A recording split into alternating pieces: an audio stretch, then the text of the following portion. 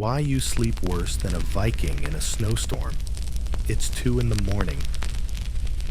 You're staring at the ceiling again, bathed in the familiar blue glow of the phone you swore you wouldn't check tonight. You've tried everything: herbal tea, white noise, a podcast about ancient basket weaving techniques, and yet your brain won't stop buzzing. Meanwhile, 1,000 years ago, in a drafty wooden house somewhere along the coast of Norway, a Viking named Bjorn is fast asleep, wrapped in furs on a bed of straw, sleeping as soundly as a stone. No blackout curtains, no magnesium supplements, no foam mattress with 72 patented layers, just firelight, cold air, and silence. Deep, heavy silence. It's tempting to think we've evolved to be smarter, faster, and stronger. But when it comes to sleep, the average Viking, a person who lived without electricity, wore wool year-round, and sometimes used dried moss as toilet paper, might actually have had the upper hand. And the strangest part? They weren't even trying. They weren't hacking their sleep. They weren't tracking it with smartwatches or whispering affirmations to themselves. They simply lived in a way that made deep, restorative sleep the default. To understand why, we have to first acknowledge a simple truth. Our current sleep system is kind of broken. The 8-hour block of uninterrupted sleep we chase every night is not actually how humans have always slept. It's a product of industrialization, of train schedules, factory bells, and the glowing light bulb that ruined everything. But for most of human history, including the Viking Age, people slept in 2 parts. They would go to bed shortly after sunset, say, around 8 or 9 p.m., and sleep deeply for about 4 hours. Then they'd wake up, not because something was wrong, but because it was normal.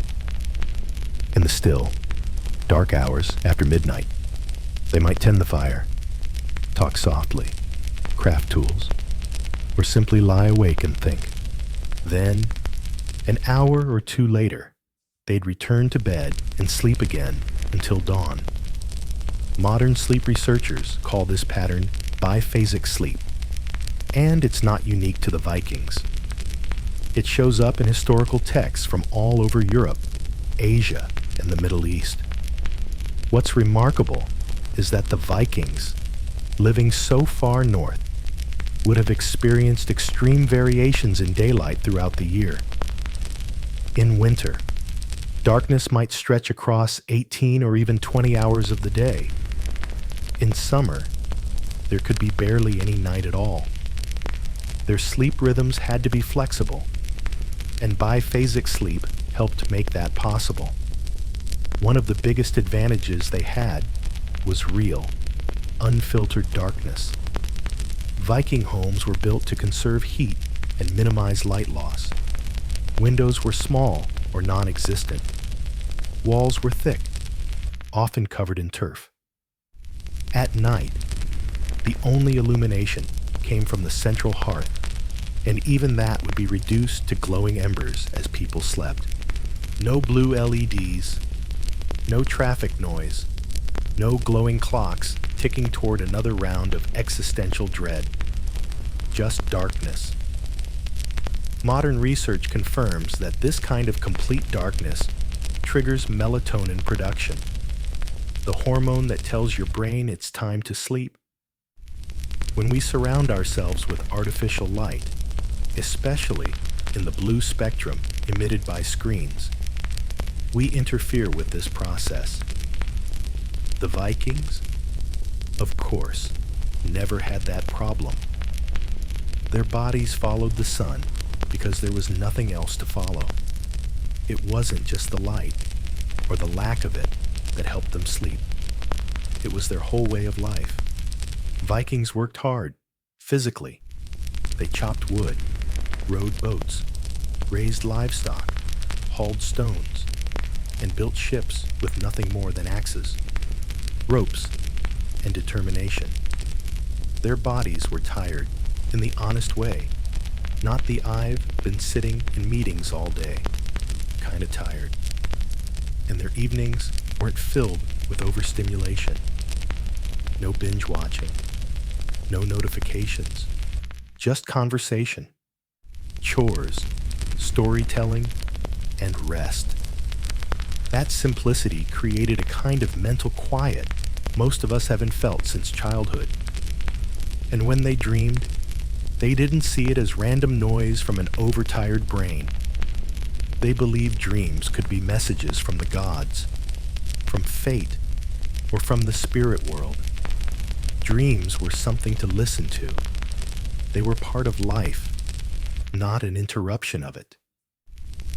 That attitude made sleep feel less like a chore and more like a natural bridge between one day and the next. It's also worth noting that the Vikings didn't sleep alone. Not usually. They slept in longhouses with their families, their animals, their servants, sometimes even visiting travelers. Everyone huddled together on wide wooden platforms layered with straw, wool, and fur. While that might sound cramped or uncomfortable to us, it actually provided warmth and, more importantly, a sense of security. With others close by, there was always someone awake or stirring. You didn't have to sleep with one eye open because someone else probably already was. And modern sleep psychology tells us that a sense of safety is one of the most important factors for deep, restorative sleep. So how did we lose all this? Slowly, over centuries. We traded firelight for gaslight, and gaslight for electricity. We moved into separate rooms, then separate beds. We began to worship productivity and treat sleep as wasted time. We introduced screens into our bedrooms. We let stress take root where dreams used to grow. And when our sleep got worse, instead of changing our environment, we changed our expectations. We told ourselves we had to sleep for exactly 8 hours, all in a row. And if we didn't, we were broken. We invented sleep anxiety, something the Vikings never had. It's easy to romanticize the past. Vikings had their own problems. Of course, cold winters, high infant mortality, random invasions.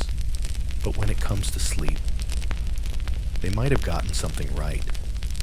Not because they were smarter than us, but because they lived in rhythm with the world, not in defiance of it. You don't need to move to a turf house in Iceland or start rowing a long ship to sleep better. But maybe you can learn something from the way they lived. Let your room get darker. Let your schedule get looser. Let yourself wake in the night without panic. And most of all, let sleep be what it once was. A quiet, natural thing, not a performance. Because sometimes, the secret to good sleep isn't more control. It's less. The two-part Viking night. Imagine stepping into a Viking longhouse on a January evening. Outside, the wind howls across the icy fjords. The world is wrapped in blackness by 4 p.m., and it won't see true light again until late the next morning. Inside the longhouse, a low fire burns in the hearth. Shadows flicker gently on wooden beams. Families have finished their evening meal. Cloaks are draped. Tools are tucked away. And people begin to settle onto raised wooden sleeping platforms layered with straw, wool, and fur. It's not late by modern standards, perhaps just after supper, but the sky has been dark for hours. And the body, obeying ancient cues, is ready for rest. This is the beginning of their night, but it's only the beginning. Unlike us, with our hard insistence on 8 hours of uninterrupted sleep, the Vikings didn't expect their night's rest to be a single, solid block. In fact, they didn't even think that was normal. For them, the night came in two halves. What we now call segmented sleep, or biphasic sleep, was just the way things were. The pattern was simple and beautifully in tune with nature. After the early darkness of a Scandinavian winter evening settled in, people would begin their first sleep. This lasted roughly 4 hours deep. Heavy, untroubled rest, aided by the natural increase in melatonin brought on by the absence of artificial light. Then, somewhere around midnight or shortly after, they would wake up, not groggily, not annoyed, but with a kind of quiet readiness. This waking period, known in later literature as the watch, was a time of calm. It wasn't work time, not in the way we think of it, but it wasn't strange to get up and do things. Someone might stir the hearth fire. A woman might spin flax. A man might check on the animals in the byre.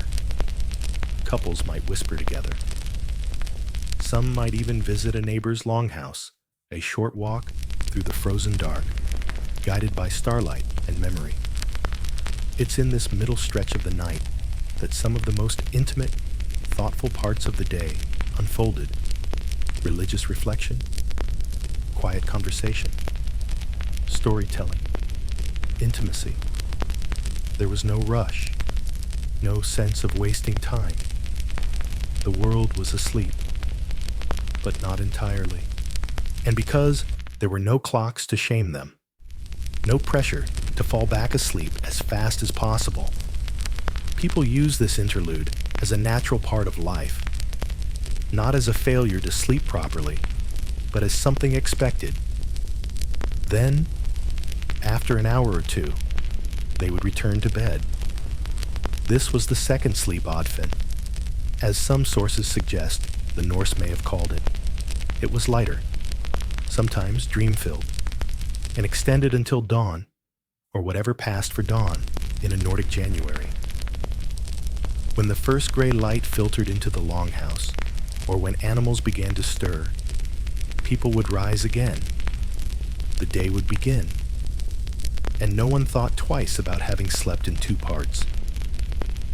It may sound unusual to us, but this pattern of sleep wasn't just found among Vikings. Medieval texts from across Europe reference first sleep and second sleep, as if everyone knew what they meant. In the Canterbury Tales, in letters, even in court records, we see evidence of people waking in the night and treating it as normal.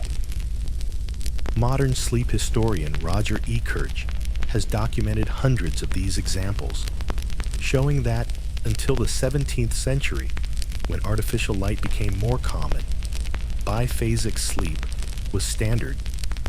What's particularly interesting is that science now backs up the benefits of this ancient routine.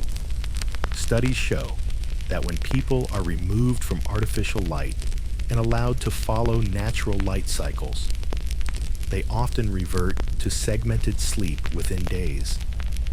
In fact, waking briefly in the night seems to coincide with a natural lull in our core body temperature and a brief rise in alertness, built-in signals that the body expects to wake. There's even evidence that during this midnight window, the human brain produces increased levels of prolactin, a hormone associated with calmness, contentment, and bonding. In other words, this waking period may not only be natural, it may be good for us.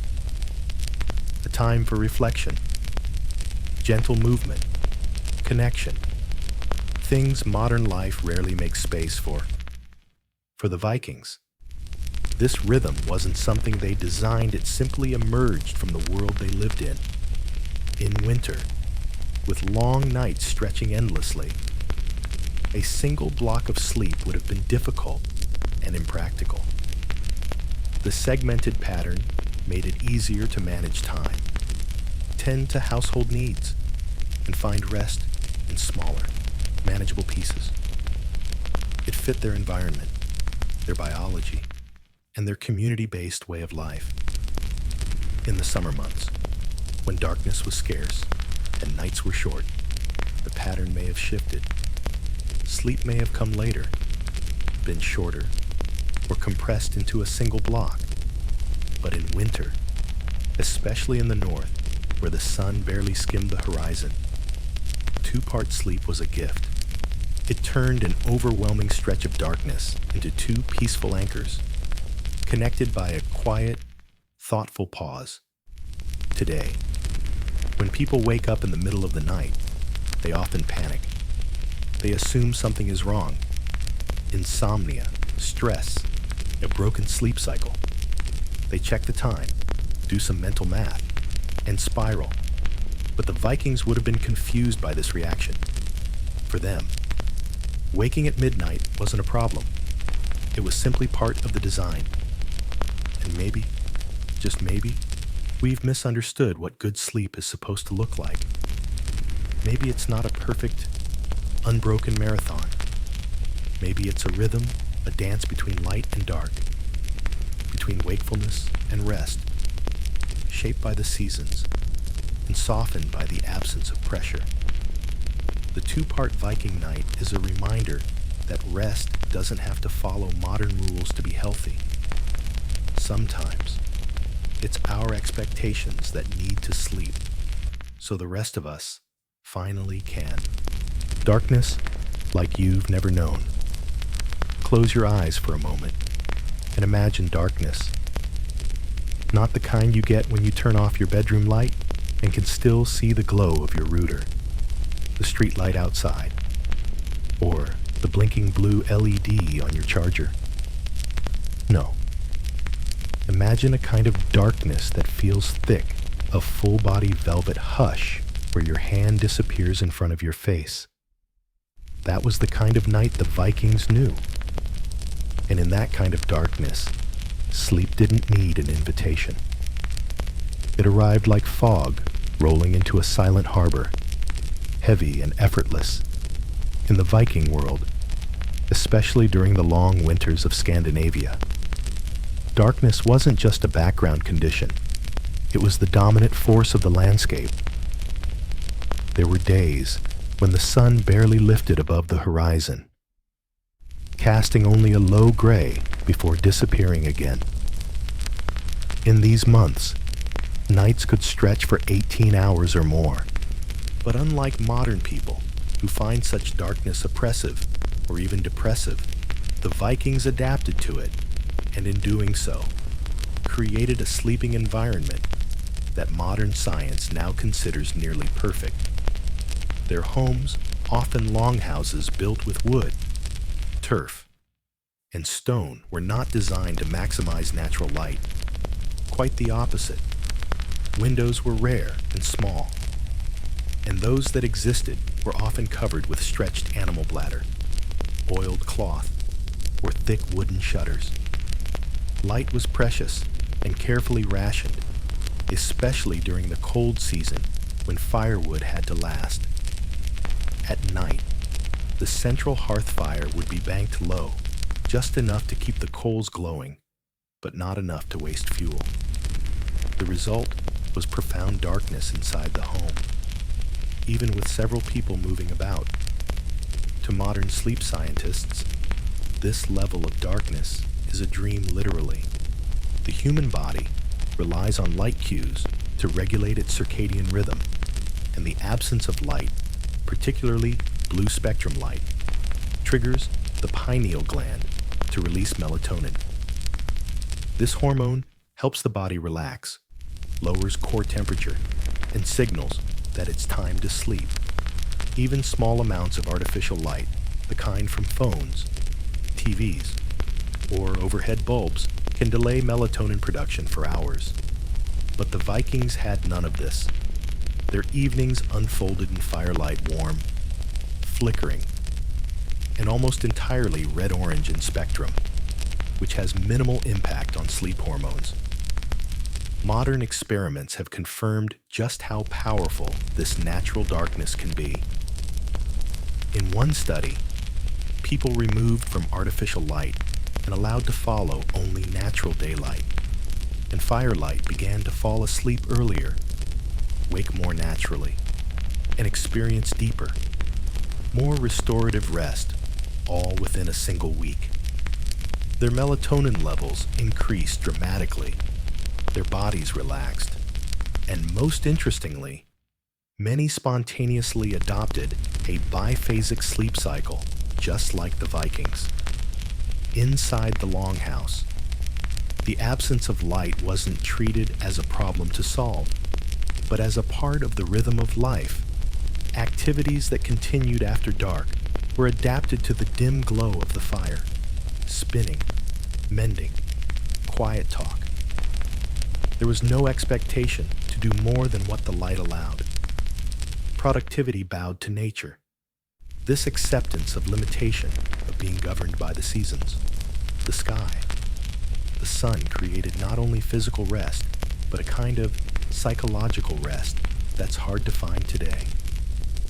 Consider the sleep environment of a Viking like Leif, a fisherman living near what is now Bergen. During the winter months, his days were short and cold. His evenings were long, slow, and quiet. After a meal, perhaps some laughter around the fire, he and his family would settle in for the night.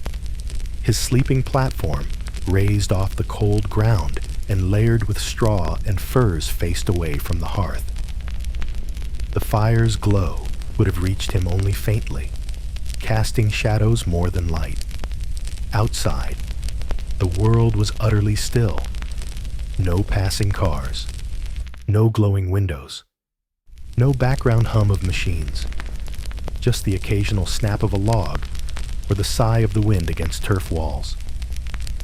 In this setting, melatonin wasn't just present, it was abundant. His brain and body would have shifted naturally into sleep mode, hour after hour, uninterrupted by glare or noise, or the subconscious vigilance we now carry. It's not hard to see why he might have slept so deeply, so completely, that when he rose with the gray dawn, he felt rested in a way that many modern people only hope to feel.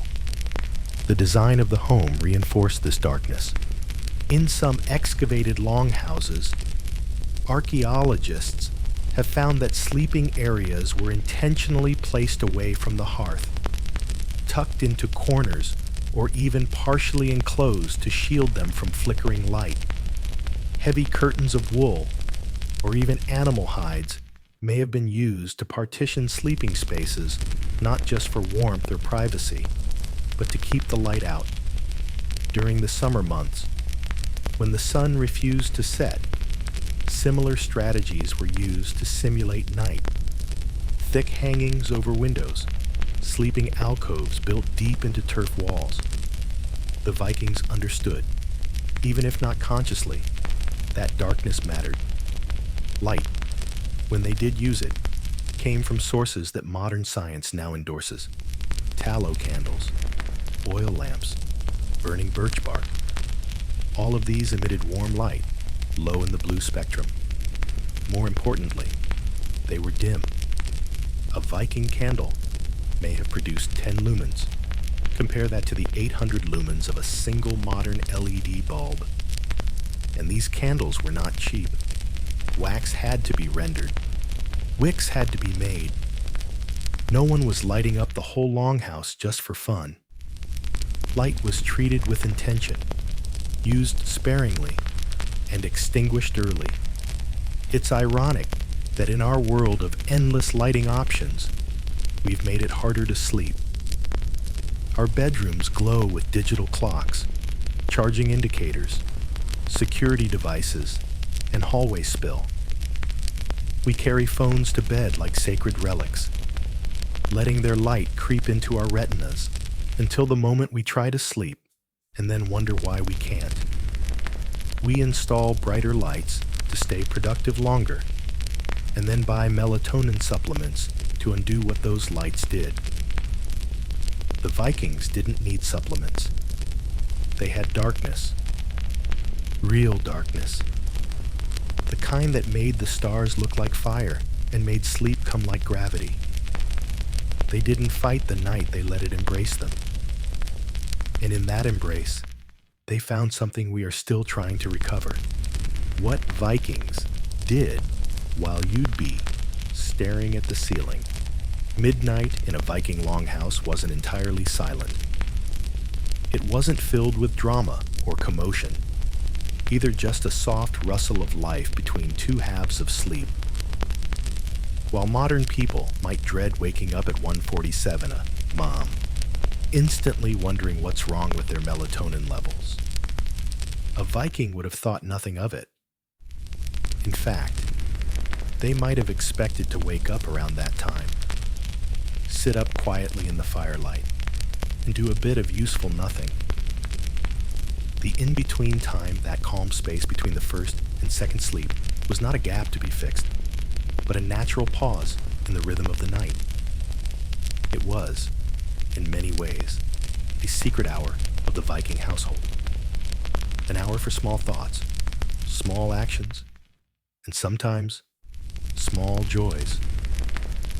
What exactly did people do during this time? The records, while not exhaustive, offer glimpses.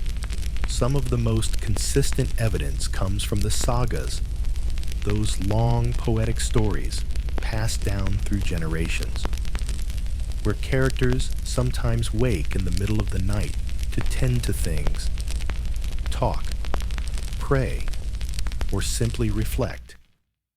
Archaeological evidence complements this picture.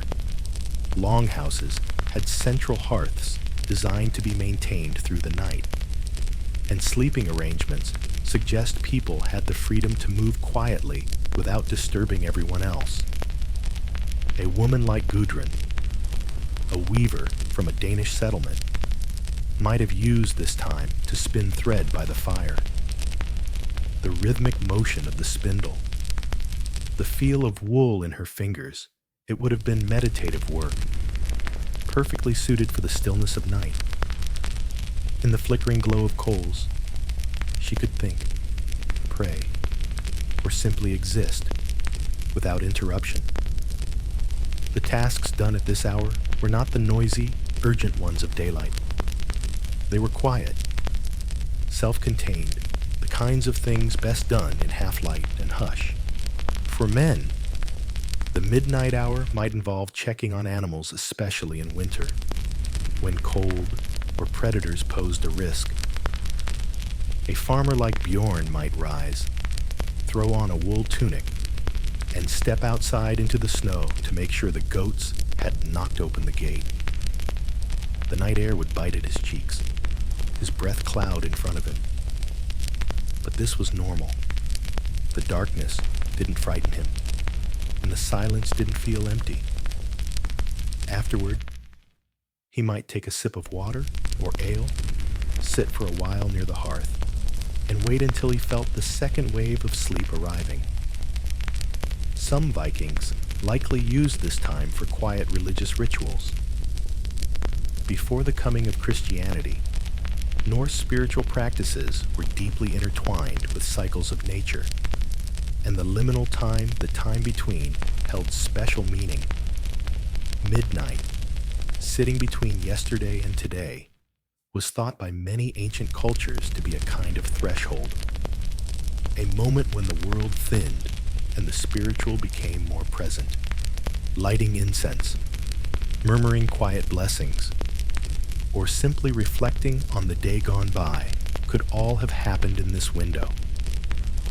It was also, by all accounts, a practical time for intimacy, with children and other family members drifting in and out of their own sleep phases. Couples might find a rare moment of semi-privacy in the dark. Modern researchers who've studied traditional sleeping patterns in pre-industrial societies often find that this middle-of-the-night interval was considered one of the most natural and relaxed times for physical closeness. Not rushed, not scheduled, just allowed. In larger households, someone might stir during this time to stoke the fire. The hearth was the heart of the Viking home, the source of warmth, light, cooking, and symbolic protection.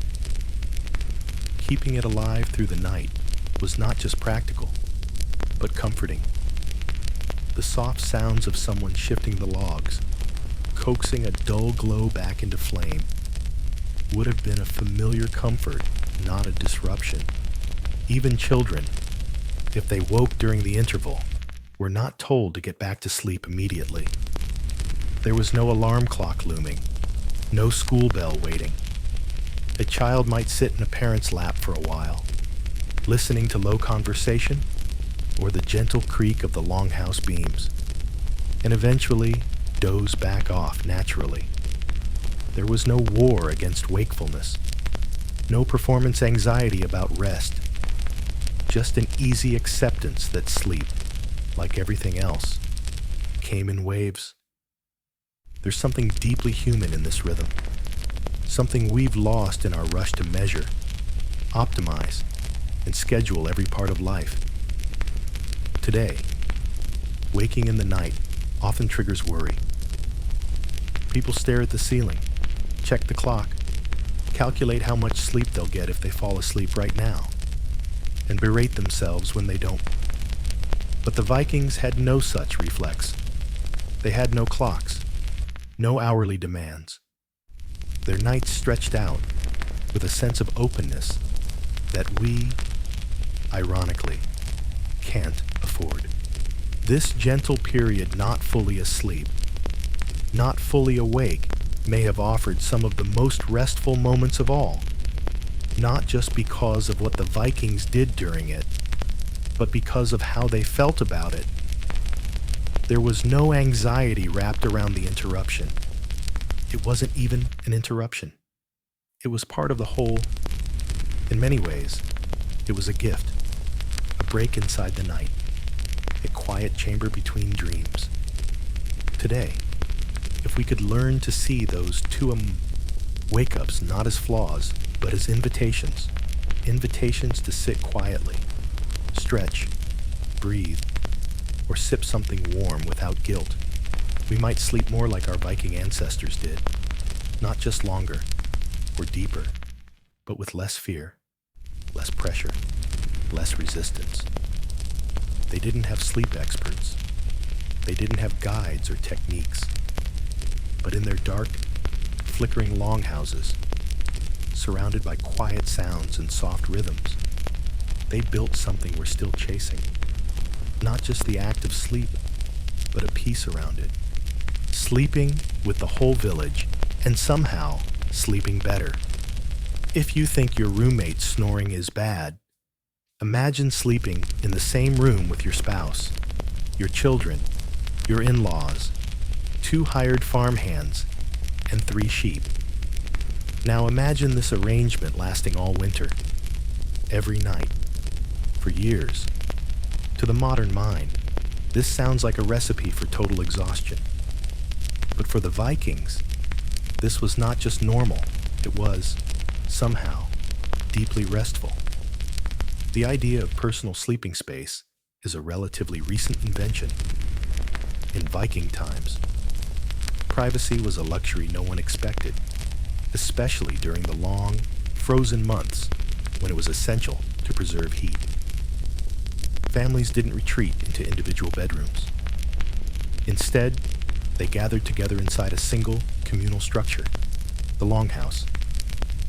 It was long, low, and built from thick wood beams, packed turf, and stone foundations designed not for elegance, but for survival. Inside, the entire household shared one main room.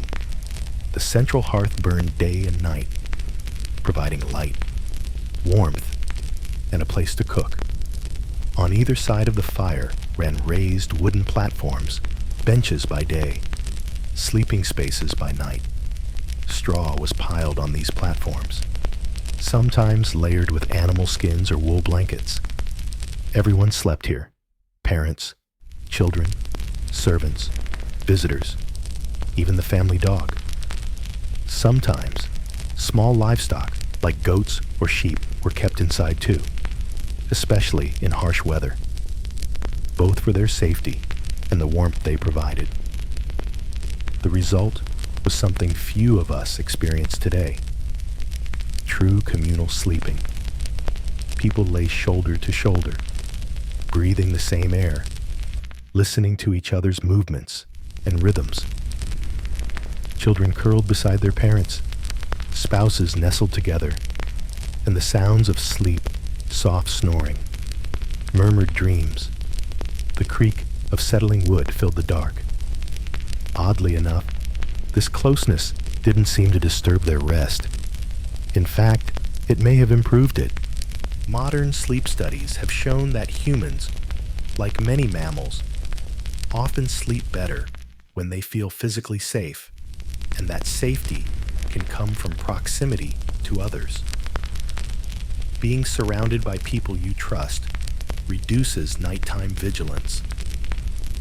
The brain doesn't have to stay on high alert for danger because it assumes someone else will wake if there's a threat.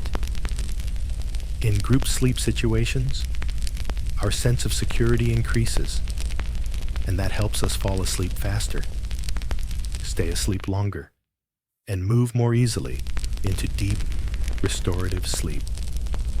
The Vikings may not have known the neuroscience behind this, but they clearly understood the comfort of company.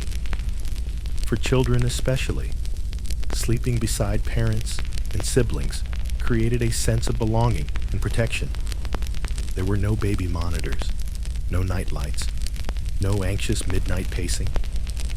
If a child stirred, someone was already nearby. A touch, a whisper, a shift of the blanket, that was all it took. Of course, it wasn't always perfect. People snored. Some turned over too often. There were probably occasional arguments about who stole the blanket or who kicked whom in the ribs. But these inconveniences were accepted as part of life, not as sleep disturbances needing special solutions. And there was another benefit to this sleeping arrangement: warmth. In a world without central heating, conserving body heat was essential. A longhouse in winter could get cold, very cold. Even with a fire burning in the hearth, the temperature near the walls might dip toward freezing. Huddling together on the raised platforms helped everyone stay warmer through the night. Body heat shared was body heat saved. It wasn't romantic, it was practical. But in its practicality, there was also an unintended psychological comfort: closeness, familiarity, shared rest. This style of sleeping also meant that night wasn't something to fear. No one lay alone in a silent room, staring at shadows. The night was full of quiet life: the occasional cough, a sigh, the rustle of straw, someone murmuring in their sleep. These were not intrusions, they were reassurances. Proof that the household was intact, that the world was still turning. In contrast, many modern sleepers face the night in near total solitude. Separate rooms, doors closed, white noise machines blotting out every sound. And while that can be peaceful, it can also be isolating. We are, at our core, social creatures. To sleep alone is sometimes a choice. But sometimes, it's just a side effect of modern architecture. In Viking homes, the physical design supported togetherness. The longhouse itself was an architectural declaration of shared existence. Everything happened in the same space: cooking, crafting, storytelling, eating, and yes, sleeping. Boundaries were fluid. Time moved slowly. There was little separation between rest and life. People drifted between activity and sleep more organically. Without the harsh divides of work and rest, day and night, bedroom and kitchen, even among higher status families, the pattern didn't change much. Wealth might buy better materials, finer wool, more furs, thicker walls, but it didn't necessarily buy privacy. In fact, To isolate oneself at night might have seemed strange, even antisocial. Togetherness wasn't just a necessity, it was part of the social fabric. To sleep apart from the group could be interpreted as distrust or as a kind of self-importance. In the harsh climate of the North, no one lasted long by insisting on too much space. There's something humbling in this, something oddly comforting. The idea that you don't have to sleep in perfect silence, on the perfect mattress, in the perfect room. That maybe what matters more is feeling safe, held, and surrounded, even if that means sharing your blanket with a noisy uncle and a curious goat. Today, of course, few of us want to return to that exact model. We like our space. We like our privacy. And goats in the bedroom are, generally speaking, discouraged. But there's a lesson here, buried under the straw and wool of those old sleeping platforms. Sleep isn't just about silence. It's about security. And sometimes, the presence of others, the familiar weight of someone breathing next to you, the warmth of a shared blanket, the creak of a house not empty can do more for your rest than any melatonin pill ever could. The Vikings didn't just share their homes. They shared their nights. And in doing so, they slept well, not in spite of the chaos, but because of the closeness. Beds of straw, wool, and bearskin. When you think of a Viking bed, don't imagine a sleek wooden frame with matching end tables and a memory foam mattress. Forget Egyptian cotton sheets and orthopedic pillows. Instead, think of something much simpler and, in its own way, strangely inviting. A low wooden platform, a thick pile of straw, heavy woolen blankets, maybe the hide of a bear or reindeer thrown on top, not for decoration, but because it was the warmest thing available. That was a Viking bed, earthy, humble, and surprisingly effective. In the Viking longhouse, the sleeping arrangements were basic but thoughtfully constructed. Along both walls, opposite the central hearth, ran long wooden benches raised slightly off the ground. These benches served as seating during the day and as communal beds at night. By keeping them elevated, the Vikings avoided the cold and dampness of the earth floor, something that made a huge difference in northern climates. Cold air settles near the ground. Even a foot of elevation could mean a much warmer night. On top of these benches, straw was piled generously. Straw wasn't just used for comfort. It served as insulation. It trapped warm air from body heat and helped regulate temperature during the long winter nights. And unlike hay, straw is hollow, dry, and doesn't break down as easily, making it an ideal material for bedding. The Vikings may not have studied thermodynamics, but they certainly understood it in practice. Over the straw, they added thick woolen textiles. Wool, as it happens, is a near-perfect fabric for sleeping. It breathes. It wicks moisture. It stays warm, even when damp. And unlike modern synthetic materials, it doesn't trap sweat or odors. A properly woven wool blanket could last for years. And many Viking households produced their own, spinning the wool from sheep they raised just outside their longhouse. And then, for those fortunate enough, came the skins. Animal hides were the Viking version of luxury bedding. A reindeer pelt was thick, durable, and warm. Bearskin, prized for its heaviness and insulation, may have been used by higher status families. These hides added not just warmth, but weight, a kind of prehistoric weighted blanket. That heaviness may have had a calming effect, much like today's sleep products designed to soothe anxiety and restlessness.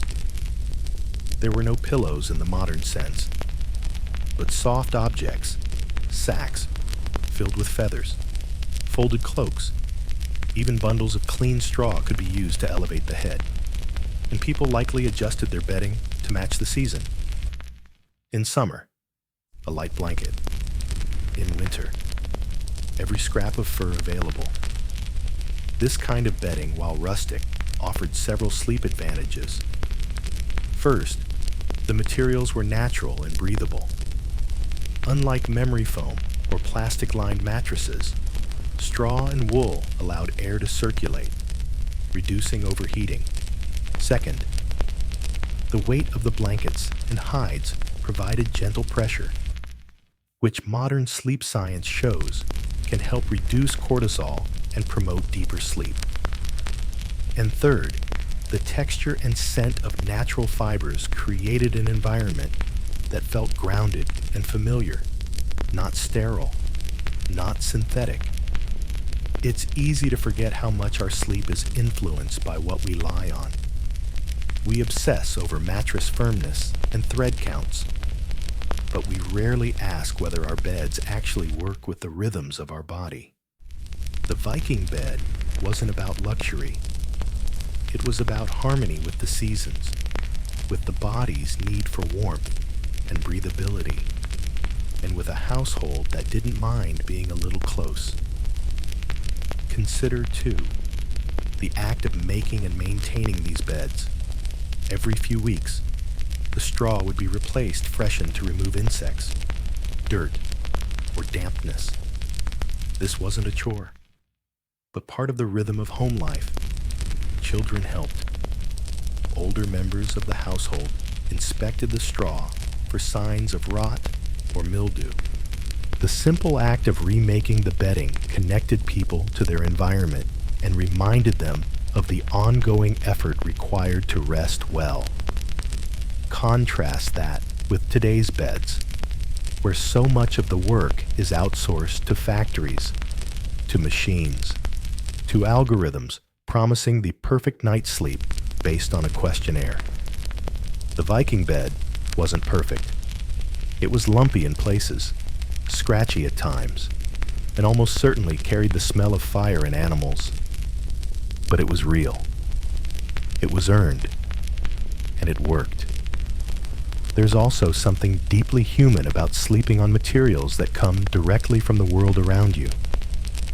The straw from your fields, the wool from your sheep, the hide from a hunt that fed your family. Every layer of the Viking bed told a story of labor, of resourcefulness, of seasonal change. You didn't just sleep in it, you lived in it. This relationship with bedding stands in stark contrast to our disposable approach. We buy pillows online. We replace mattresses every few years. We choose fabrics based on color palettes and brand marketing. The Vikings didn't have that luxury or that distraction. They used what they had and what they had worked.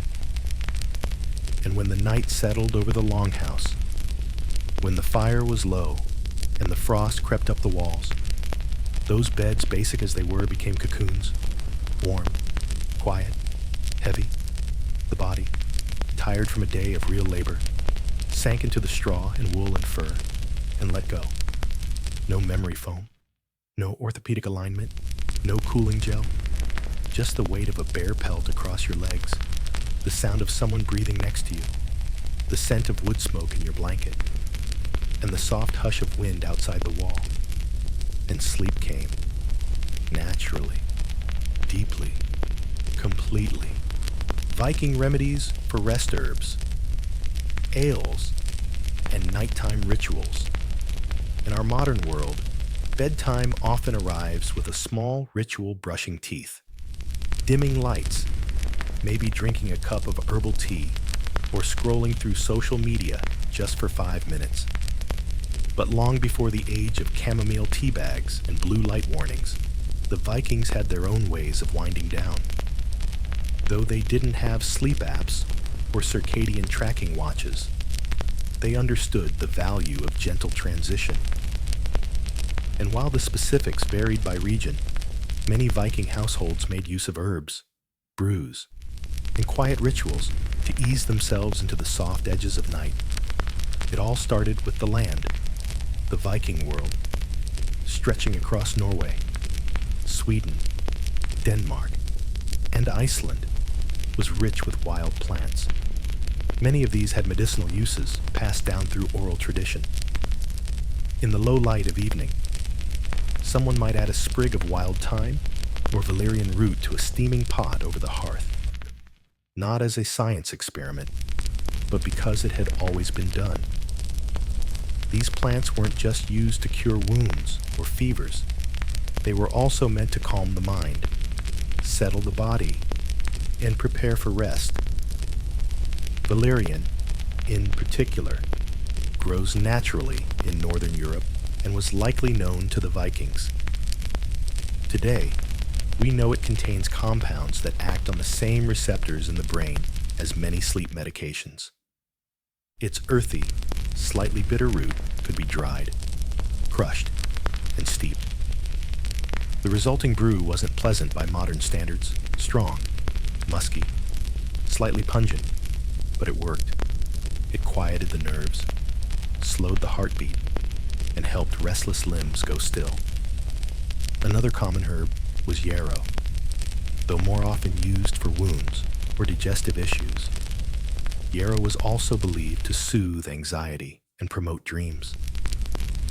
A Viking might hang bundles of it near the sleeping platform, both for its scent and for its supposed spiritual properties.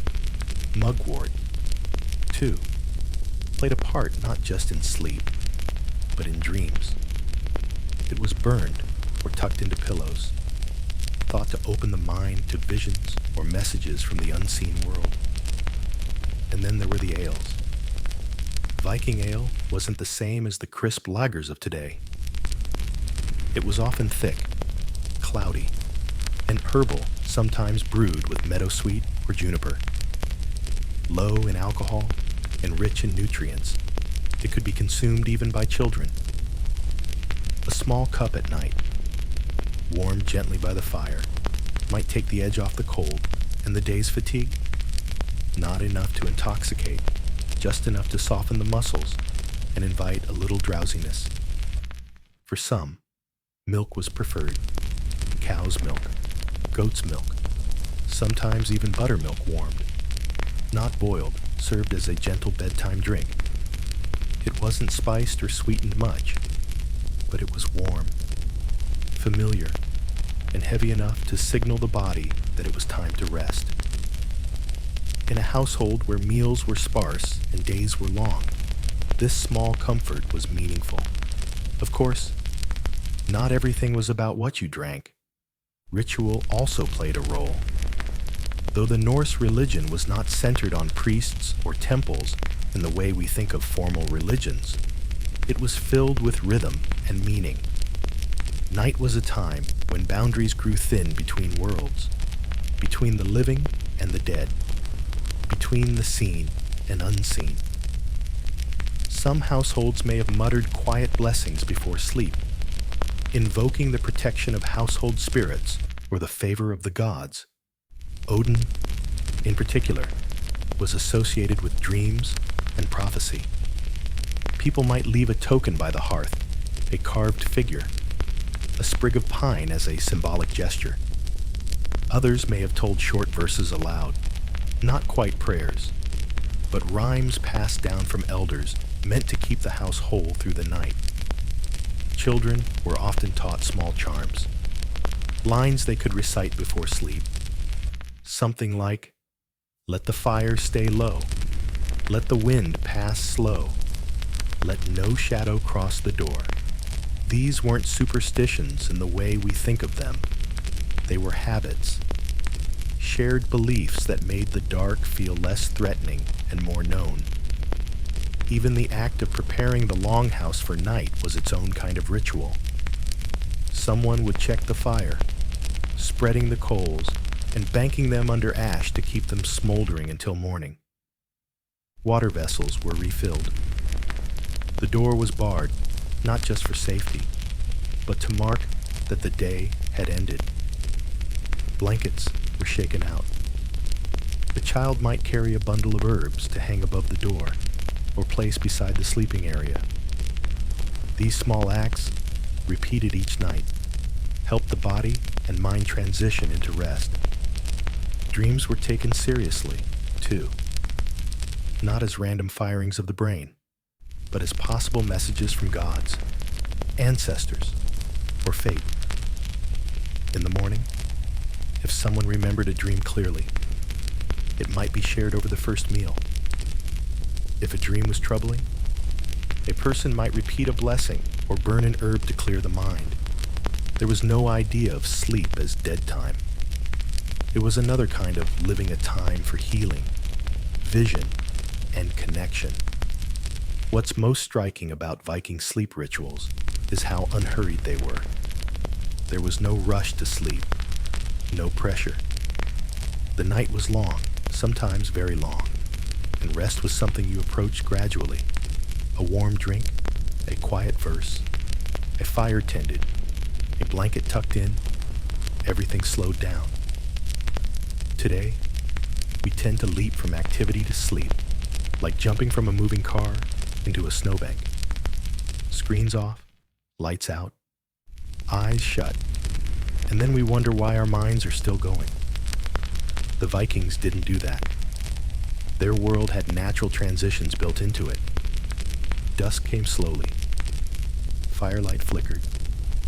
Sound softened. Bodies moved less. Sleep wasn't something they achieved.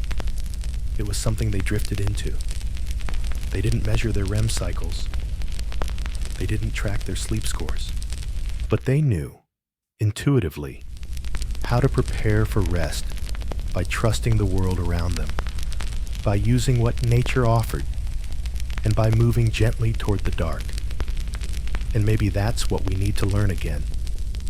Not which pillow to buy, or what supplement to take, but how to slow down. To end the day, not with a jolt, but with a breath. A cup of something warm. A room that grows gradually dimmer. A few lines softly repeated. Not magic, not science, just rhythm, just rest. The sun that disappeared and the sleep it shaped. Imagine living in a place where the sun doesn't rise for weeks, where noon looks like dusk and dawn never quite arrives. Now, imagine the opposite, a season where night forgets to come, and the sky stays bright long after your body begs for rest. This was the Viking world. Scandinavia, especially its northern regions, exists at a latitude where the sun's behavior is, let's say, unpredictable. And the Vikings, rather than fight it, shape their lives and their sleep around it. For most of us, day and night are reliable. The sun rises, the sun sets, give or take an hour or two between seasons. But in the Viking homelands, think Norway, Sweden, Iceland, light behaved like a moody house guest. In the winter, darkness could stretch for 18 to 20 hours a day. And in summer, the sun might never fully set at all. This extreme variation created a unique relationship between people and time, especially at night. The long, dark winters didn't just influence farming or travel. They completely restructured the daily rhythm. Sleep wasn't a strict schedule. It was a response. In the near-endless night of December, Vikings often slipped into seasonal rest patterns, sleeping longer, more often, and more irregularly. Daylight hours might be reserved for the most necessary work-tending animals, preparing food while the rest of the time was spent indoors, near the fire, in slow rhythms of sleep. Wakefulness, conversation, and stillness. Some historians suggest that during the deepest parts of winter, people may have slept not just in two phases, as previously discussed, but in multiple shorter stretches throughout the day and night. Think of it like a gentle swirl of naps and wakeful moments without guilt, without pressure, just responding to the dark. There was no correct time to sleep because the sun wasn't offering much structure anyway.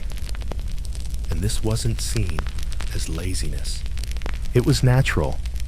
The body, deprived of strong daylight cues, leaned into its most basic instincts. Rest when tired, wake when refreshed. Families might lie down after the evening meal, rise in the early hours to tend the fire, then sleep again after a quiet hour of talk. Children learn this rhythm early, not as a schedule to memorize, but as a seasonal flow to grow into. Interestingly, the absence of light may have even improved the quality of sleep. Total darkness triggers a stronger release of melatonin, the hormone that regulates sleep and body temperature. In these long winters, Viking households often became sleep sanctuaries. With little ambient light from outside, no artificial bulbs, and firelight carefully managed, the body's natural sleep processes had free rein. Then, of course, came summer, and the rhythm flipped. In June and July, some Viking regions saw what we now call the midnight sun, a phenomenon where the sun dips slightly below the horizon, but never fully disappears. It lingers, casting a golden twilight all night long. For those unaccustomed to it, this kind of light is disorienting. But for the Vikings, it was a signal. Now is the time to move. Summer was the season of labor, voyages, repairs, and preparation. Sleep became lighter, shorter, and more flexible. People might rest in the early morning or late evening, choosing cooler hours to lie down. Naps were common, and some would doze during the night, while others worked, especially during long journeys or when crops demanded constant attention. In many ways, Viking sleep became seasonal, not just daily.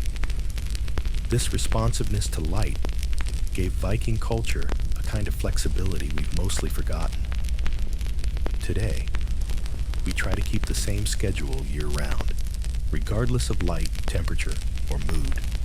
But the Vikings understood consciously or not that the human body isn't designed to operate the same way in every season. We need more rest in winter, more movement in summer, more darkness, then more light. Their sleep followed the sun, or the absence of it. One might think that constant daylight in summer would lead to insomnia or confusion. But again, the Viking home offered solutions. Even when the sun refused to set, longhouses remained dim. Windows were minimal. Heavy wool hangings could block out ambient light. Sleeping alcoves were built deeper into the structure, away from the glow. People adapted, not by forcing the sun to go away, but by creating pockets of darkness within their homes. These adjustments show a quiet kind of wisdom. If the world won't give you night, you make your own. Children, especially, benefited from this consistency. Even when light lingered, bedtime still arrived, not with a clock, but with routine. The fire was banged. Blankets were pulled over small shoulders.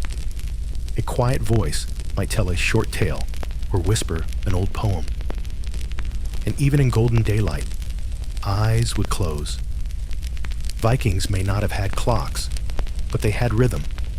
They knew when to act and when to rest, not by force, but by feel. And it's worth remembering that their relationship with the sun was built on acceptance, not resistance.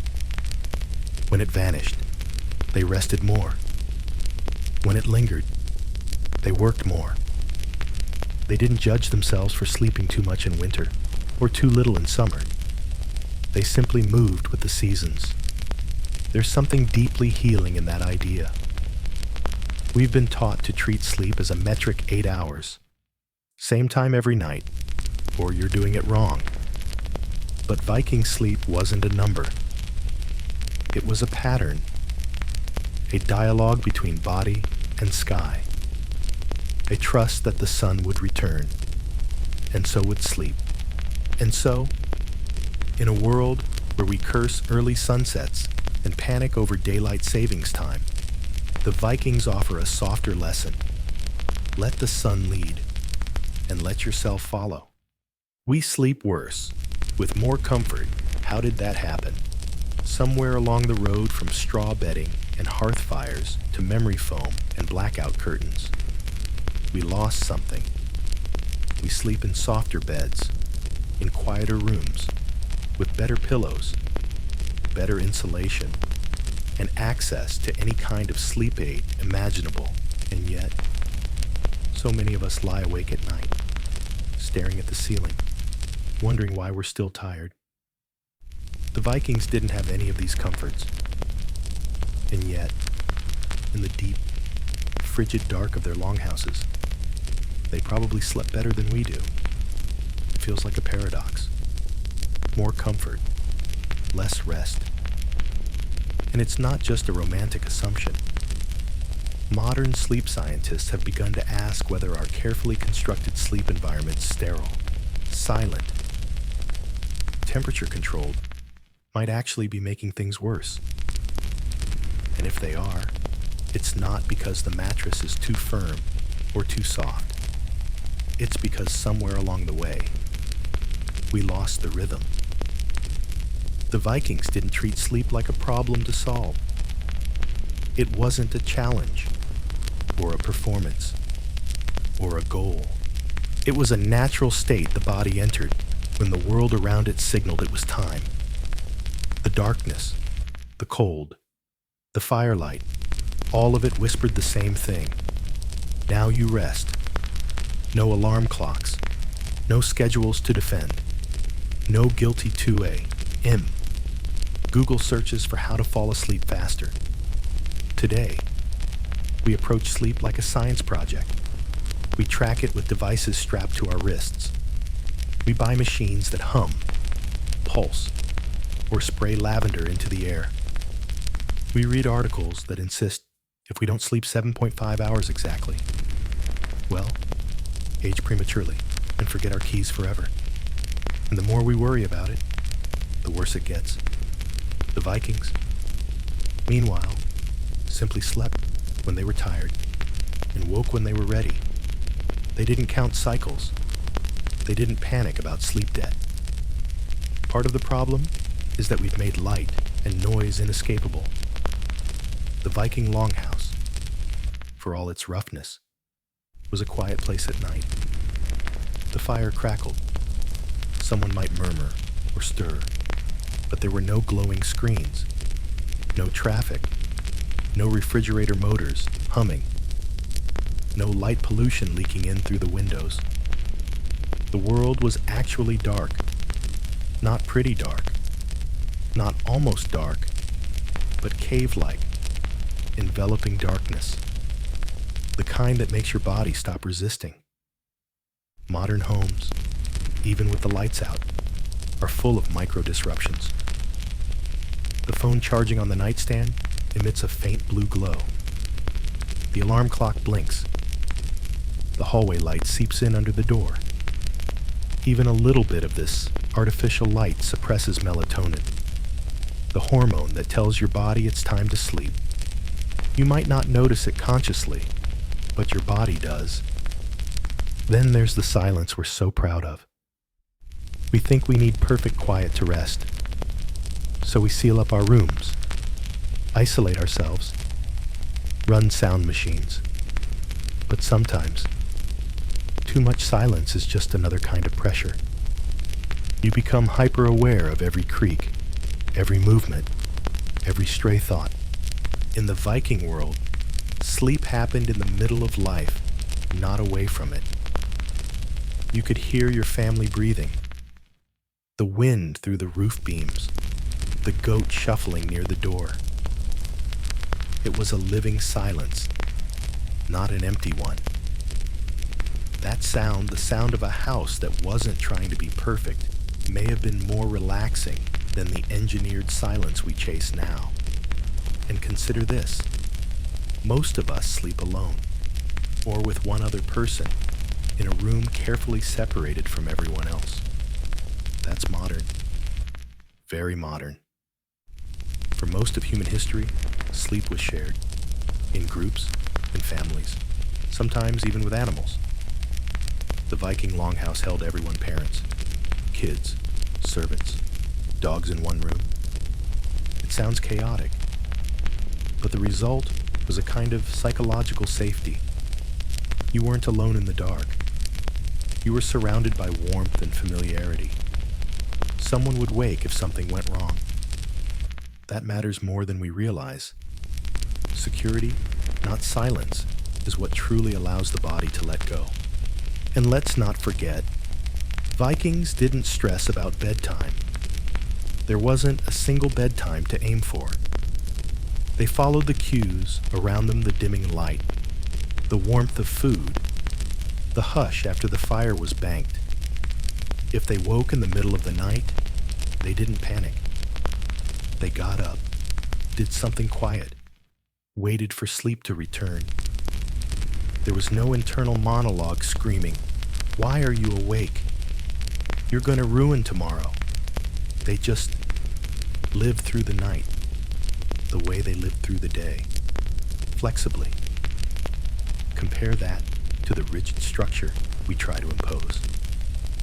We aim for one uninterrupted 8-hour block. We expect to fall asleep quickly, stay asleep, wake up refreshed, and do it again the next day. When it doesn't happen, we blame ourselves. Maybe the pillow's wrong. Maybe it's stress. Maybe we need to quit coffee. But what if it's the expectation itself that's broken? Viking sleep was fluid, sometimes long, sometimes broken, sometimes heavy, sometimes light. It bent with the seasons, the household needs, the body's own rhythms. There was no shame in napping, no pride in pulling an all-nighter, no judgment at all. Really, just sleep when it came. And yes, their beds were straw. Their homes were cold. Their lives were hard.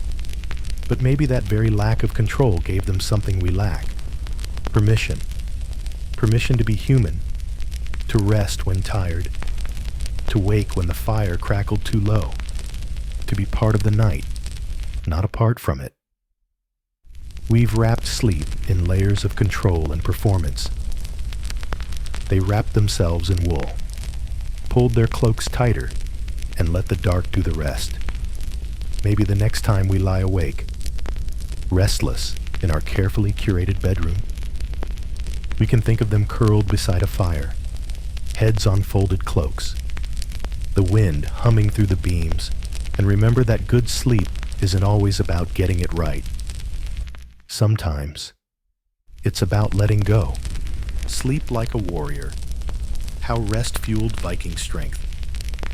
We tend to imagine Vikings as endlessly active rowing longships across icy fjords, storming villages, building halls, raising livestock, surviving harsh winters, always moving, always doing. But here's something rarely mentioned in all the muscle-bound myths and sword-swinging sagas. Vikings knew how to rest. Not just collapse at the end of a hard day, but rest deliberately, deeply, and cyclically, the kind of rest that rebuilt the body and prepared it for whatever came next. In our modern hustle culture, rest is often seen as a weakness, a pause, an unproductive gap. But in Viking life, rest was just as essential as work, and not merely a reward, it was preparation. The body wasn't a machine to be run non-stop. It was a system of rhythms, exertion and recovery. stress and softness, heat and stillness. The people who rode for hours or hauled timber through snow also knew when to wrap themselves in furs and let their bodies fully shut down. There's a simple reason for this. Life depended on recovery. Viking work wasn't a spreadsheet or a sales target. It was physical, often brutal, and relentlessly seasonal. You needed all your strength to survive it, and without real rest, you couldn't swing an axe, skin a deer, steer a ship, or hold a shield in the middle of a chaotic skirmish. Burnout wasn't a buzzword, it was a death sentence. So how did sleep play into this? First, it was long, especially in the winter months. Vikings often slept longer than modern people do, with natural darkness lasting 14 or 18 hours. There was no pressure to limit rest. They didn't fight the early nightfall, they moved with it. This extra time of sleep wasn't seen as laziness. It was just normal, and the benefits were real. The body repairs itself during deep sleep. Muscles rebuild. Inflammation lowers. Hormones balance. Without enough of this restorative phase, you're slower, weaker, more vulnerable. The Vikings didn't have protein shakes or gym routines. They had long, cold nights, and they made them count. Second, their sleep was heavy. Modern people often sleep lightly, tossing and turning through the night. The reasons are many: stress, light pollution, temperature, anxiety. But the Vikings, with their labor-filled days and fire-warmed rooms, often slipped into deep, uninterrupted rest. Their homes were dark. Their bodies were tired in the right ways physically, not mentally overclocked by screens. Their bellies were full of simple, warm food. Their rooms were filled with the steady breathing of kin. All of this created the perfect conditions for slow-wave sleep, the deepest stage of rest, where the body does its most important repair work. Today, elite athletes chase this kind of sleep with apps, gadgets, and recovery chambers. The Vikings got it from splitting wood, eating stew, and sleeping under a bearskin in the quiet of a wind-wrapped house. Even the rhythm of their days supported recovery. Work was intense, but also punctuated with natural pauses, meals, warmth, conversation, quiet chores. There was a season for everything: planting, harvesting, sailing, resting. The dark months weren't just dangerous, they were regenerative. A chance for the body to replenish, to reset, before the spring returned with all its demands. And it wasn't just about the body. Rest supported mental sharpness, too. Navigating by the stars, reading cloud patterns, remembering oral histories, strategizing for hunts, trades, or raids. These things required alertness and clarity needs sleep. Even the legendary Viking warriors, the berserkers, likely understood the need to prepare the body and mind before unleashing their feared fury. You can't fight at dawn if you haven't slept through the night. Of course, rest wasn't always easy. There were sleepless nights, storms, illness, grief. And there were periods when sleep had to be stolen in short bursts, especially during sea journeys or war. But even then, Vikings adapted. They knew how to nap, how to lie still when they could, how to close their eyes and let the body take what it needed. Not out of luxury, but out of necessity. And there's something else, something quiet, often overlooked. The respect they gave to the sleeping body. No one lectured about sleep hygiene or optimal REM cycles. But through their habits, dark homes, firelight, shared warmth, quiet middle night moments, They created an environment that honored rest as part of survival. They didn't have to believe in circadian rhythms. They lived them. Think about the contrast today. We go to the gym to build muscle, drink protein drinks to recover, then sabotage the whole process by sleeping 5 hours and scrolling through our phones at midnight. We push, push, push, then crash. The Vikings? They pushed, then paused, and when they paused, they truly let go. Maybe the fiercest thing about Viking strength wasn't just their courage, or their endurance, or their muscle, but their ability to stop, to rest without shame, to recover without guilt, to let the body breathe, because they knew the next day would be hard, the seas would rise, the axe would be heavy, the trail would be cold, and the only way to meet it all with strength was to sleep like it mattered. How Viking children learned to sleep and why it worked so well. In today's world, bedtime for children often feels like a battle. There are routines, resistance, glowing tablets hastily pried away, lullabies, nightlights, meltdowns. Parents tiptoe around sleep as if walking a minefield, hoping their child will finally drift off and stay that way for the next 8 hours. But for Viking families, things were different. Sleep wasn't something to enforce or negotiate. It was part of life woven into the rhythms of the household, learned by doing, and taught by simply being there. Viking children didn't have nurseries. There were no separate bedrooms, no sound machines, no mobiles dangling overhead. They slept in the same space as everyone else close to their parents, wrapped in the same woolen blankets, lulled to sleep by the same crackling fire and the rise and fall of household sounds. It was not a controlled environment. It was real, alive, full of quiet, human presence. For babies, this closeness meant safety. In a time when cold could kill, proximity was everything. Mothers often nursed throughout the night, not by sitting up in a rocking chair under soft lighting, but by turning toward the infant beside them in the straw bedding. There was no set feeding schedule. Babies were fed when they cried, when they stirred, or simply when the mother woke and reached for them. It was intuitive, rhythmic, not guided by clocks or books, but by closeness and trust. Children growing up in the Viking longhouse learned early that night was not frightening. It wasn't sterile silence or eerie isolation. It was warmth and people, and the occasional whisper or creak. A child might fall asleep to the low rumble of adult conversation, to the sound of the dog shifting near the door, or to the wind brushing across the turf roof.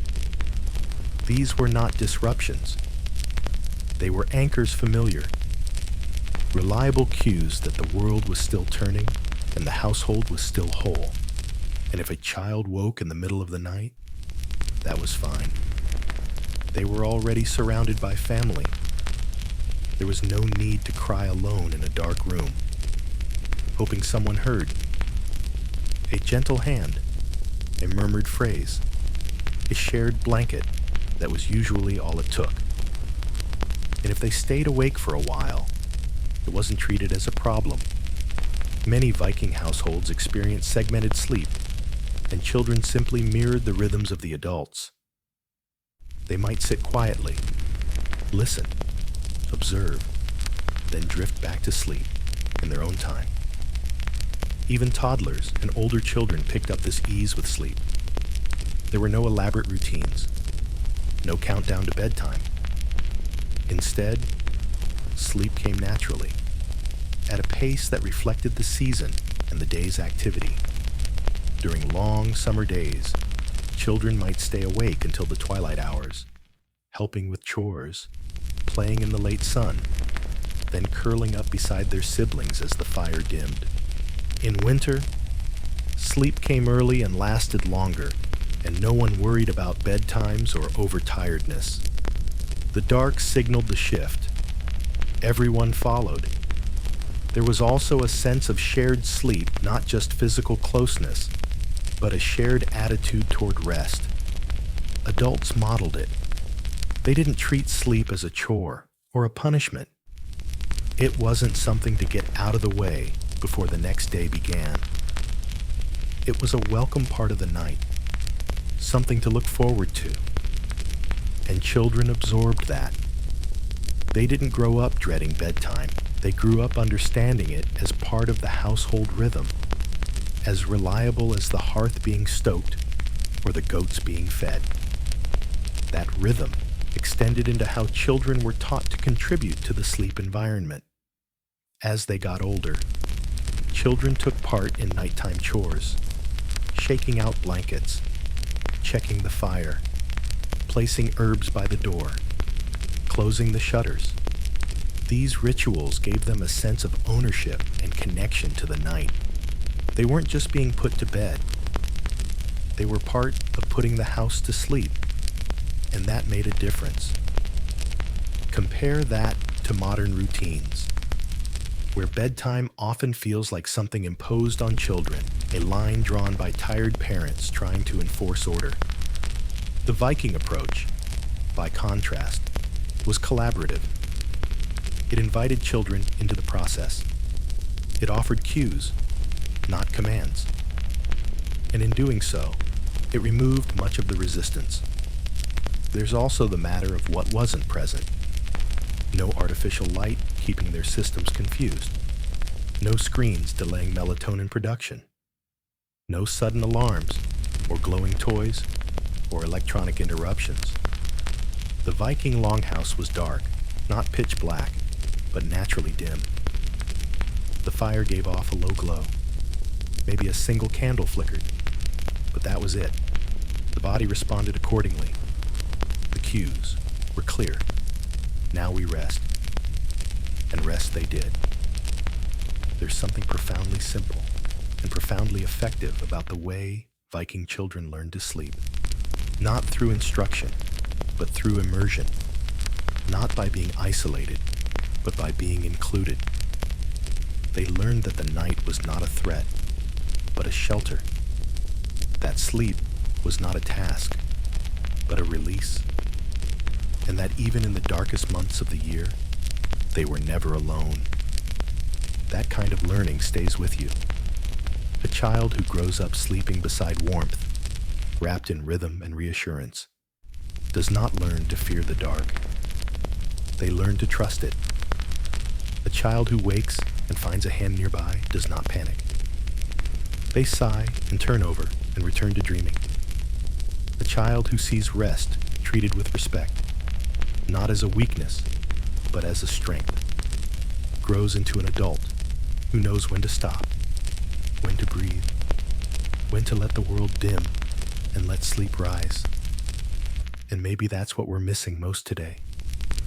Not the right technique, not the perfect bedtime story, but the model. The feeling that sleep is allowed, safe, shared, and that it isn't something we teach our children as much as something we show them night after night, under the same roof, wrapped in the same slow rhythm, listening to the same fire. What the Vikings saw in their dreams. In our modern lives, dreams are often brushed aside, forgotten by morning, chalked up to stress, or turned into quirky anecdotes over coffee. But in the Viking world, dreams were not meaningless flickers of imagination. They were part of the night, just like firelight and silence. And more than that, they were messages sometimes from gods, sometimes from ancestors, sometimes from fate itself. To sleep, in Viking eyes, was not just to rest the body. It was to open the self to something beyond waking. While the sagas may be filled with battles and voyages, they are also full of dreams, vivid, symbolic, and always taken seriously. A dream wasn't something you shrugged off. It was something you listened to. People believed dreams could foretell the future. They could warn of danger. They could offer guidance. And they weren't seen as abstract or random. If someone dreamed of wolves circling their house, it wasn't just a dream. It might be a sign of illness, of betrayal, of an approaching enemy. Dreams were like riddles, and part of being a wise person was learning how to interpret them. Some people in the community, usually elders, wise women, or those with a spiritual gift, were known for their ability to read dreams. You might tell your dream over breakfast, by the fire, or while walking to the river, and someone older would listen closely, not just to the words, but to the tone, the feeling, the timing. What day was it? What season? Who else had dreamed something strange? Patterns mattered, and not all dreams were warnings. Some were blessings. A dream of a white horse might bring luck. A vision of a distant shore could signal a successful journey ahead. Even dreams of the dead, far from being frightening, were often comforting. A grandmother visiting in a dream wasn't seen as a ghost, but as a presence, a reminder, a whisper of guidance. These beliefs wove dreams into the fabric of daily life. Children grew up knowing that dreams mattered, that sleep wasn't just about lying still. It was about receiving, and that what happened in the dark might carry weight in the morning. It's easy to imagine a Viking family waking slowly at dawn, stretching under wool blankets, the fire down to its embers. Someone stirs and says, "I had a dream last night." Heads turn, ears open. The story is told not like a bedtime tale, but like a report. And then it's discussed, interpreted, respected. And that respect shaped how people approach sleep. You didn't go to bed with noise and distraction. You didn't push sleep away until the last minute. You entered the night ready not just to rest, but to see what might come, to walk the edge of the seen and the unseen. There were even small rituals to invite dreams. Herbs like mugwort might be placed near the head, believed to encourage visions. A carved token could be tucked under the straw. A soft chant or phrase might be whispered, not to ward off nightmares, but to open the mind to clarity. These weren't grand ceremonies, just small acts of attention, like setting the table for a guest. And perhaps that's what dreams were, to the Vikings' guests, visitors from another realm. Not always welcome, but never ignored. The Norse mythology itself supports this way of thinking. The god Odin, for example, was known to seek wisdom through altered states, not just waking insight, but dreams, visions, and trance. He gave up his eye for knowledge. He hung himself on the world tree, Yggdrasil, in a symbolic death and return, an echo of sleep itself. And in the sagas, those with the gift of foresight often received it not during the day, but in their dreams. One figure, the Volva, a seeress, would sometimes interpret dreams for others, helping them prepare for what was to come. Her role wasn't mystical in the fantasy sense. It was practical, vital.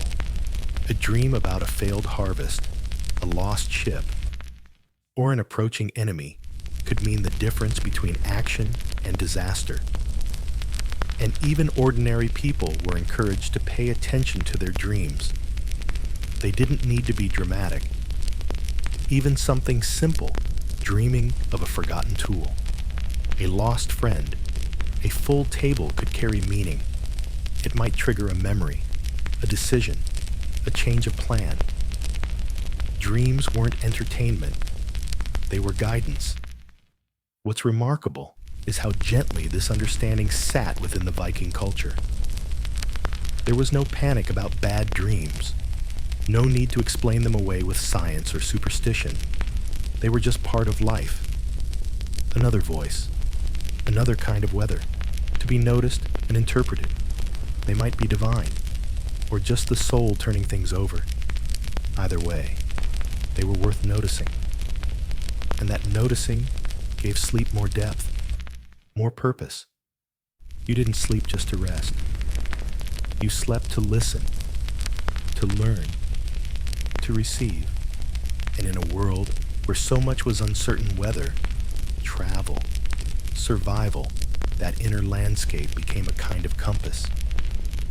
Today, most of us wake up, blink at the ceiling, and forget our dreams before our feet hit the floor. But maybe there's something to be reclaimed in the Viking way. The slow morning, the quiet sharing, the belief that our minds have something to say when we're not trying so hard to manage them. Maybe next time you dream of wolves or waves or strangers calling your name, you don't push it away. You sit with it. You tell someone. You ask yourself, what did that mean? Not as a puzzle to solve, but as a message to hold. Because even if you're not sailing north under stormy skies, even if you're not living by a hearth in a hall of timber and stone, the night still speaks. And the Vikings, long gone but not forgotten, would tell you to listen. Preparing the longhouse for sleep, a household ritual. Before the Vikings could sleep, the house itself had to sleep. And that wasn't something that happened all at once with a switch or a bedtime bell. It was a slow settling, a ritual known to everyone, from the smallest child to the oldest grandparent. As dusk thickened and the last embers of day gave way to the hush of night, the longhouse transformed not by magic, but by rhythm, one small act at a time. The Viking longhouse was more than a roof over the family's head. It was a living, breathing part of their world. It offered warmth, safety, space to eat, space to work, and, importantly, space to rest. But in order for rest to happen, the home itself had to be quieted, dimmed, calmed. That was everyone's job, not just the matriarch or the servants. Preparing for sleep was communal. First came the hearth, the fire that burned all day for cooking, light. And heat couldn't simply be left roaring through the night. It had to be banked. Someone, usually an elder or a responsible child, would use a carved stick or bone to stir the coals. Ash would be raked over the embers to preserve their heat while reducing light and flame. This served two purposes. It lowered the glow to something sleep-friendly, and it ensured the fire could be easily revived come morning. The hearth never truly died, it just slumbered. Then came the animals. If the family kept goats, chickens, or even a cow, they were often sheltered in a section of the house or a lean-to attached to it. The animals, too, needed quieting. They were fed, checked, perhaps spoken to softly. It may sound strange now, but the rustle of animals settling in for the night was part of the longhouse's lullaby.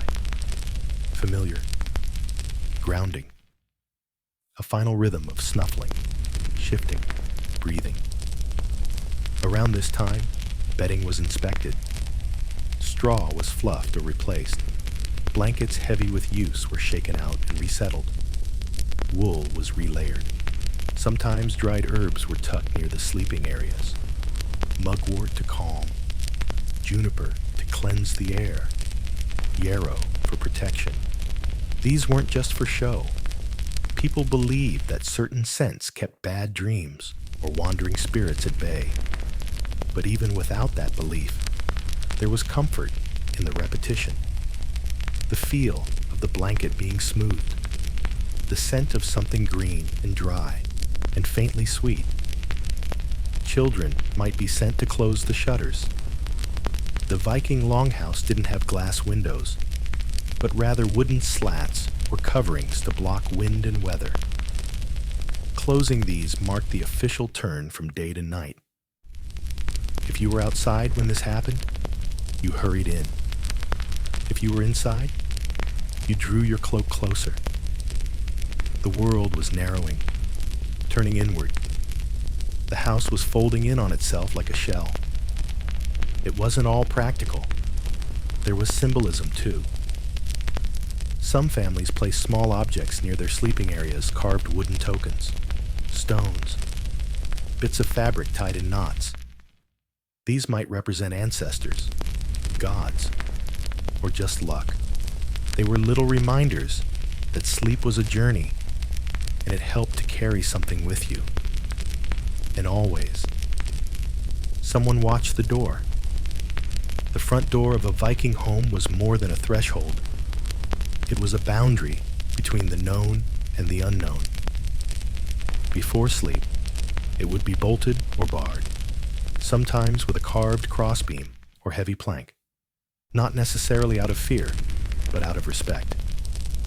The night was not seen as hostile, but it was powerful.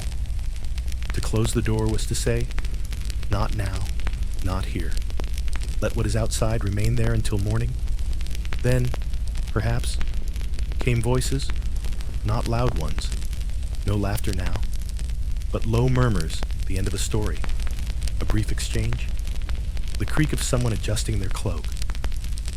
There were no bedtime stories in the way we know them now, but tales were part of the Viking world myths, family memories, wisdom wrapped in a few words. Often these were passed down in darkness, while children drifted and adults listened more with their breathing than their ears. And then came stillness, not silence, never total silence, but stillness, the kind that fills a space like warm smoke, the fire glowing low, the breath of animals, the weight of blankets, a body rolling over, a hand reaching out in the dark and finding another hand. No one said, "It's bedtime." The longhouse simply stopped, and that stopping mattered. Modern life rarely allows us to stop like that. We shut off devices, snap off lights, yank ourselves out of the day and into the hope of sleep. The Vikings, in contrast, wound down. They respected the shift. They prepared for it not with perfection, but with care. Each act raking the fire, closing the shutter, shaking the blanket was a part of telling the house, and the body, and the night itself, we are ready. And in return, the night offered its blessing, not in words, but in weight, in warmth, in dreams. The Viking longhouse may have lacked privacy. It may have lacked silence, but it had this, a shared understanding that rest is sacred, that the body and the house both need time to soften, that you don't just fall asleep, you're carried there. We've lost that a bit, or maybe we've forgotten, but it's not too late to remember, to dim the lights more slowly, to put your hand to the window and say goodnight to the wind, to tuck in not just yourself, but your whole space, to let the house sleep and follow. Winter sleep, slowing down to stay alive.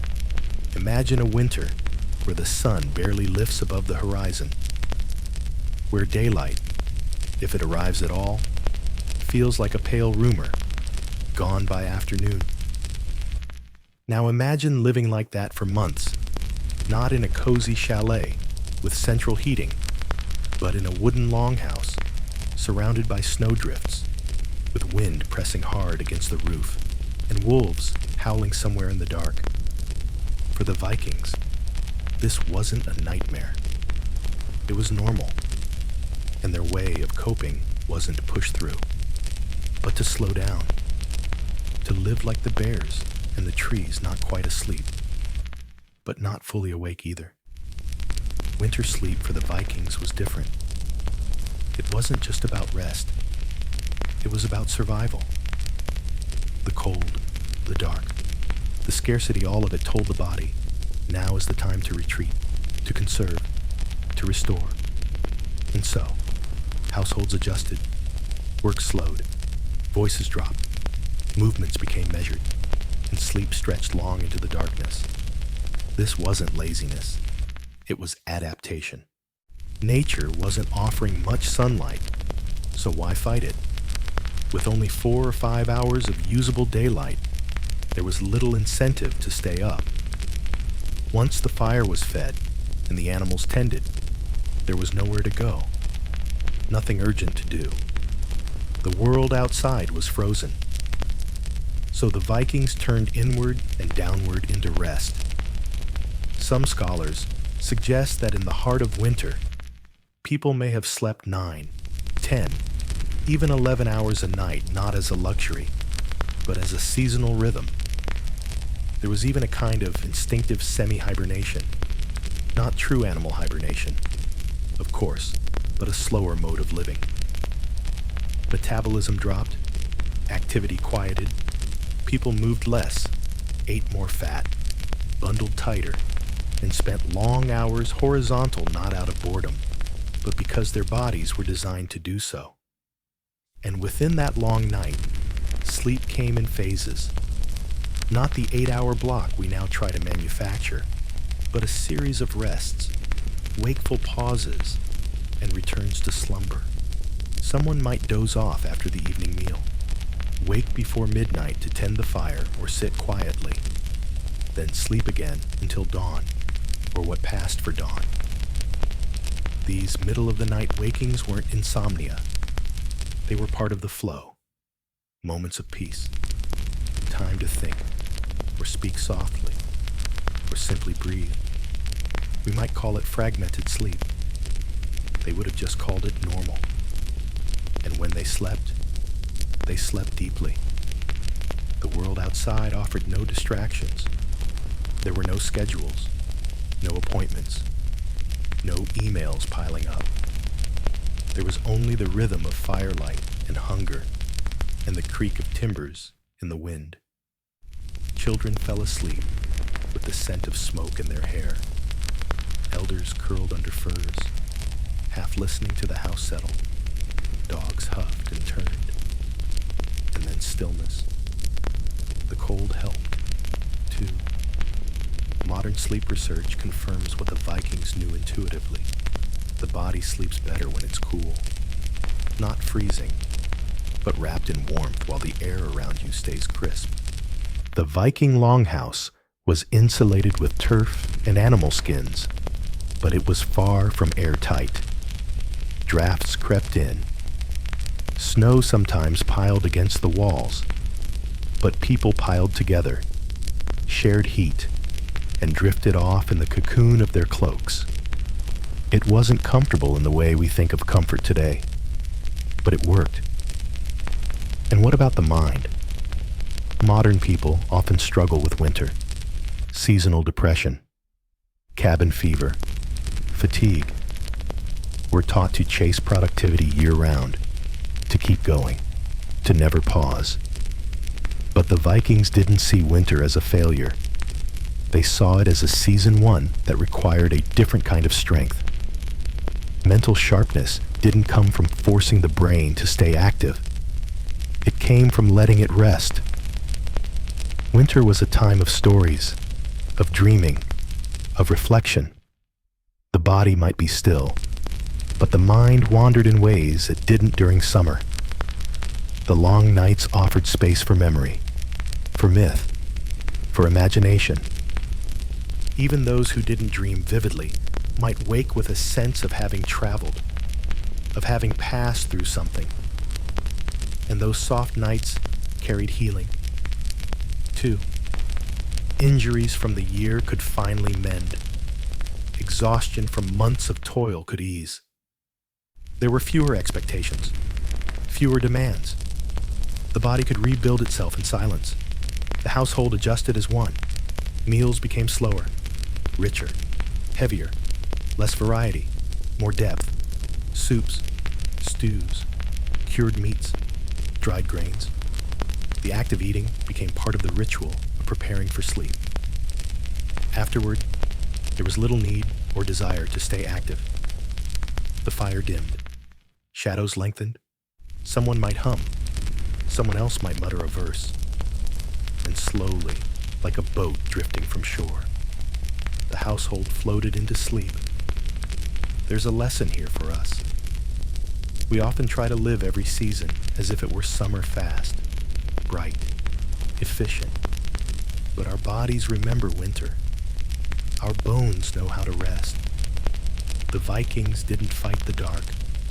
They embraced it. They trusted it. They let it carry them to deeper places. And in that letting go, they found strength. So maybe this winter, when the sun sets too early and the air bites at your fingers, you don't resist. You light a candle. You pull the blanket tighter. You stop checking the time. You allow the night to unfold, not as an interruption, but as a gift. Because the Vikings knew, sleep is not wasted time. It's survival. It's wisdom. It's the body remembering that not all growth happens in the light. The Viking way of sleep, a final lesson in letting go. So here we are after fires banked, shutters drawn, cloaks pulled tight, and dreams half remembered. 15 long sections, all wrapped in wool and shadow, drifting gently through the quiet corners of a Viking night. And what lingers now isn't just straw beds or two-phase sleep or the absence of alarm clocks.